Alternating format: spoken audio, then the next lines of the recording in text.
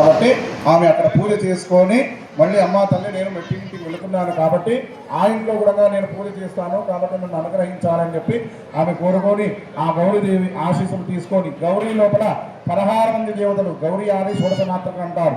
ఈ 16 మంది దేవతలు ఎవరు అంటే మనం ఇక్కడ వివాహం చేస్తున్నాము ఈ చుట్టూ ప్రాంతాలలో కూడా అమ్మవారు ఉంటారు గ్రామ దేవతలు.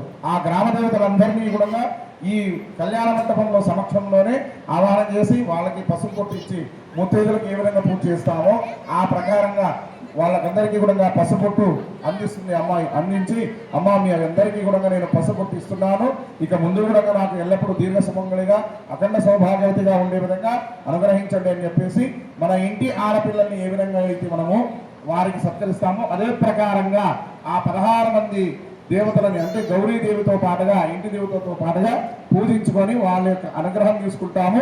అదేవిధంగా అబ్బాయి అమ్మాయి ఇద్దరు కూడా మీకు పెద్దలకు ఎందుకు నమస్కారం చేస్తారంటే భగవంతుని యొక్క అనుగ్రహంతో పాటుగా పెద్దల ఆశీస్సులు కూడా ఉండాలి కాబట్టి ఆ విధంగా పెద్దల ఆశీస్సులు తర్వాత బ్రాహ్మణుల యొక్క ఆశీస్సులు తీసుకొని వారు ఈ వివాహానికి అధికారాన్ని సంపాదించినట్టు. కాబట్టి మీరందరూ కూడా మీ యొక్క కులదేవాన్ని మనసులో ప్రార్థన చేసుకుని ఎల్లప్పుడూ కూడా మిమ్మల్ని మీతో పాటు మీకు రక్షగా ఉండి మిమ్మల్ని కాపాడేది ఆ కులదేవుని కాబట్టి గ్రామ దేవత కులదేవతని కూడా మనసులో ప్రార్థన చేసుకోండి.